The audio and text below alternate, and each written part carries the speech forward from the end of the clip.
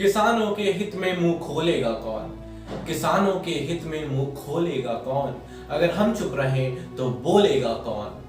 दोस्तों, आप ये सोच रहे होंगे कि न्यू फार्म बिल क्या है? क्या इस बिल से कुछ फायदे होने वाले हैं या सिर्फ नुकसान ही नुकसान? और आखिर क्यों किसान प्रोटेस्ट पे प्रोटेस्ट किए जा रहे हैं? क्या किसानों के प्रोटेस्ट के पीछे कोई सबब छिपा हुआ है या बेसबब ही किसान प्रोटेस्ट कर रहे हैं? लेकिन मैं बता दूं, कोई भी बेसबब प्रोटेस्ट नहीं करेगा, क्योंकि किसी को शौक नहीं चढ़ा है वो सड़क पर उतरे और लाठियां खाए। और आखिर क्यों बाइकॉट जियो के नारे लगने शुरू हो गए? तो दोस्तों, वीडियो को पूरा जरूर देखिएगा। इस वीडियो में मैं गुफ्तगू करूंगा इन सारे मुद्दों पर, तो उम्मीद है ये वीडियो आपके लिए कुछ फायदेमंद होगा। तो चलिए बिना समय को जाया किए वीडियो की शुरुआत करते हैं न्यू फार्म बिल से। तो जो बिल थे, मेनली वो 3 बिल थे जिनको पार्लियामेंट में पेश किया गया और पास होने के बाद वो लॉ बन गए। तो चलिए बढ़ते हैं पहले लॉ की तरफ। पहला लॉ है farmers empowerment and protection agreement. तो इस लॉ में पहली बात कही गई है कि किसान अपनी फसल को या फिर अनाज को भारत में कहीं भी, किसी भी राज्य, किसी भी शहर में खरीद या बेच सकता है। तो मैं बता दूं, ये कोई नई चीज नहीं है। ये जो लॉ है, ये सिस्टम है, ये पहले भी हुआ करता था। और इस लॉ में जो दूसरी चीज कही गई है कि किसान फसल उगने से पहले ही अपनी फसल के दाम को तय करके उसका एग्रीमेंट बनाकर उसे खरीद या बेच सकते हैं। और मान लीजिए कल को कोई नेचुरल डिजास्टर आ गया, आंधी आ गया, तूफान आ गया, बरसात हो गई या फिर शबनम के कारण ही फसल बर्बाद हो गई और किसान एग्रीमेंट को पूरा नहीं कर पाता है, तो जो कंपनियां हैं, जो ट्रेडर हैं, वो किसानों के ऊपर कोई कार्यवाही नहीं कर सकती। और अगर कोई ऐसा नेचुरल डिजास्टर नहीं आता है, फिर भी किसान अपने एग्रीमेंट को टाइम से पूरा नहीं कर पा रहा है, तो भी जो कंपनियां हैं, ट्रेडर्स हैं, वो किसानों की जमीनों पर कब्जा या हड़प नहीं सकते। तो अब आप ये सोच रहे होंगे, यार इतने अच्छे तो लॉ हैं, फिर आखिर क्यों किसान प्रोटेस्ट कर रहे हैं? तो इसीलिए मैंने कहा वीडियो को पूरा जरूर देखिए। अभी सब दूध का दूध और पानी का पानी हो जाएगा। सब दूध का दूध और पानी का पानी हो जाएगा। और अब बढ़ते हैं दूसरे लॉ की तरफ। दूसरा लॉ है farmers promotion and facilitation bill. दोस्तों, ये बिल पढ़ने के बाद मुझे ऐसा फील हुआ कि जो एमएसपी है, जो मंडियां हैं, वो खत्म हो जाएंगी। मैंने एमएसपी का नाम लिया। एमएसपी मतलब मिनिमम सेलिंग प्राइस। ये वो मिनिमम प्राइस है जो सरकार या फिर ट्रेडर्स कंपनियों के द्वारा किसानों को मिलता था। इस लॉ के बारे में और जानने के लिए और बताने के लिए, डिटेल में आपको बताने के लिए, मैं कुछ पुरानी चीजें बताना चाहूंगा। पहले कुछ यूं होता था कि जो कंपनियां थी, जो ट्रेडर्स थे, वो डायरेक्ट किसान से फसल या अनाज नहीं खरीद सकते थे। उनको ये परमिशन नहीं था कि वो डायरेक्ट किसान से खरीदे। वो सिर्फ मंडियों से ही खरीद सकते थे। उनको सिर्फ मंडी से खरीदने का ही परमिशन था, क्योंकि सिर्फ मंडियों में ही एमएसपी मिलती थी। और अब क्या किया गया है? अब ये किया गया है कि जो ट्रेडर्स हैं, जो कंपनियां हैं, वो डायरेक्ट किसान से भी खरीद सकती हैं। तो जरा सोचिए कि किसानों से खरीदने पे उनको एमएसपी नहीं देनी पड़ेगी और मंडी से खरीदने पे उनको एमएसपी देनी पड़ेगी। तो ये लाजमी है कि सारे लोग, सारी कंपनियां किसान से ही खरीदना चाहेंगे। और अगर ऐसा होता है तो किसानों पे एक्सप्लॉयटेशन बढ़ेगा।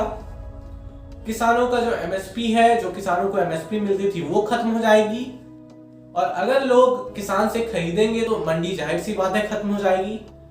और अगर ऐसा होता है, उन जैसे लोगों के कारण किसानों की आत्महत्या करने की दर बढ़ जाएगी, क्योंकि भगवान का सौदा करता है, इंसान की कीमत क्या जाने। जो धान की कीमत दे ना सके, वो जान की कीमत क्या जाने। और अब गुफ्तगू करते हैं तीसरे लॉ पर। तीसरा लॉ है service bill and essential commodities bill. तो इस बिल को मैं एक एग्जांपल से समझाना चाहूंगा। सब कुछ मैं किसान हूं और आप कंज्यूमर हैं, और जो यूट्यूब है वो एक कंपनी है, वो एक ट्रेडर है। तो पहले क्या होता था, जो कंपनियां होती थी वो किसान से सस्ते दामों में फसल को खरीद कर आपको, मतलब कंज्यूमर को, जब मार्केट में दाम बढ़ता था तो उसको महंगे दामों में आपको बेचती थी। और ये करना पहले इलीगल था। ये करने की पहले परमिशन नहीं थी। और अब क्या किया गया है? अब जितना मर्जी चाहे उतना कंपनी किसान से खरीद के स्टोर कर सकती है। और जब स्टोर करेगी, होर्डिंग करेगी, तो जाहिर सी बात है जब मार्केट में दाम उसके बढ़ेंगे तो आपको महंगे दामों में बेचेगी। तो इससे क्या होगा, इस लॉ से ये हमें नुकसान है कि आपका घाटा होगा, किसान का घाटा होगा, कंज्यूमर का घाटा होगा, लेकिन जो यूट्यूब है, जो कंपनी है, उसका बढ़ोतरी होगा, कह सकते हैं उसमें इजाफा होगा। उसके वो पहले से ही अमीर था और अमीर हो जाएगा, आप पहले से गरीब थे और गरीब हो जाएंगे, किसान पहले से गरीब था वो और गरीब हो जाएगा। तो जरा सोचिए आपकी इस बिल से कुछ फायदे हैं या नहीं है, जरा गौर फरमाइए अपने दिमाग पर और कमेंट में जरूर लिखिए। दोस्तों, मैंने तीनों लॉ के बारे में आपको समझा दिया डिटेल में, उम्मीद है आपको समझ में भी आ गया होगा। तो चलिए गुफ्तगू करते हैं किसानों के प्रोटेस्ट के बारे में। आखिर क्यों किसान प्रोटेस्ट कर रहे हैं? तो दोस्तों मैं बता दूं, किसानों के प्रोटेस्ट के पीछे कुछ डिमांड्स हैं, जिन डिमांडों को मैं आगे वीडियो में चर्चा भी करूंगा, वो चर्चा का विषय है। और आखिर क्यों बड़े बड़े शख्सियत, मकबूल कलाकार इस प्रोटेस्ट में शामिल हो रहे हैं, इस पे भी मैं चर्चा करूंगा वीडियो में ही। तो चलिए प्रोटेस्ट की कहानी को शुरू करते हैं। तो पंजाब और हरियाणा से ये कहानी शुरू होती है। भारत किसान यूनियन और भी कुछ यूनियन ने मिलकर सरकार से परमिशन मांगी प्रोटेस्ट की, लेकिन सरकार ने, हरियाणा की सरकार ने, बीजेपी सरकार ने ये कहते हुए मना कर दिया कि कोरोना वायरस का टाइम है, इसलिए आप परमिशन नहीं कर सकते। लेकिन शायद वो लोग भूल रहे हैं कि अभी कुछ दिनों पहले चुनाव था कहीं, तो वहां पे बहुत भीड़ लगी हुई थी, वहां पे परमिशन था। खैर, अपने मुद्दे पर आते हैं। तो उन्होंने परमिशन नहीं दी, लेकिन फिर भी लगभग 150 से अधिक किसानों ने ट्रैक्टर पे बैठकर ट्रैक्टर से प्रोटेस्ट किया, जिसे ट्रैक्टर प्रोटेस्ट भी कहा गया, जिसके कारण किसानों को लाठियां खानी पड़ी, डंडे खाने पड़े, क्योंकि लोग कहते हैं ना, बेटी को मार डालोगे तो बहू कहां से पाओगे। और मैं कहता हूं कि किसानों को मार डालोगे तो रोटी कहां से लाओगे, किसानों को मार डालोगे तो रोटी कहां से लाओगे। और 26 नवंबर को दिल्ली चलो का नारा लगाते हुए किसानों ने प्रोटेस्ट किया, जिसमें मुख्यतः पंजाब और हरियाणा के किसान शामिल थे।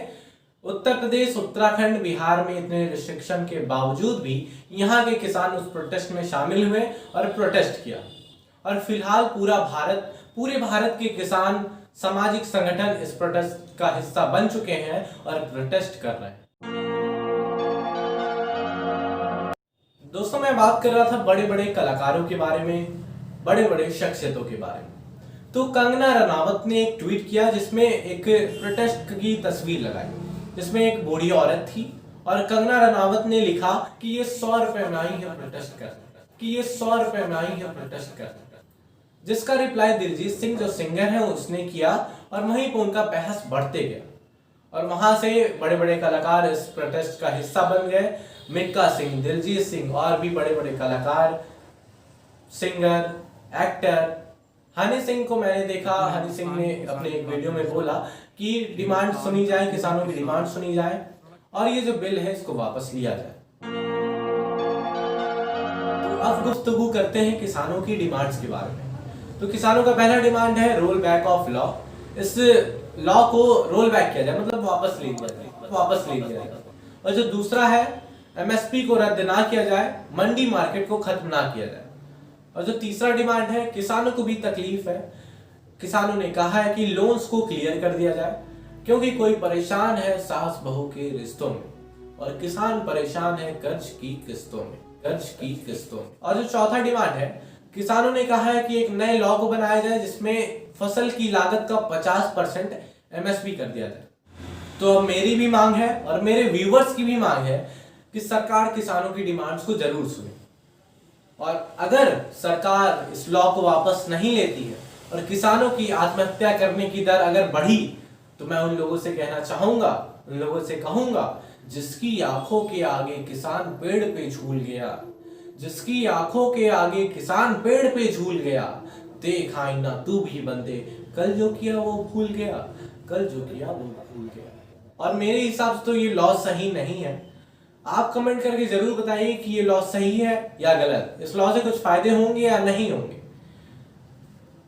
लेकिन शायद लोग भूल रहे हैं कि जितनी जरूरत इस देश को एक इंजीनियर की है, जितनी जरूरत इस देश को एक डॉक्टर की है, जितनी जरूरत शिक्षक की है, जितनी जरूरत जवान की है, उतनी जरूरत ही एक किसान को भी है। क्योंकि आप भले कितना भी पैसा कमा लें, लेकिन आपको आपकी प्लेट में अनाज ही चाहिए और उस अनाज का प्रोडक्शन करता है किसान।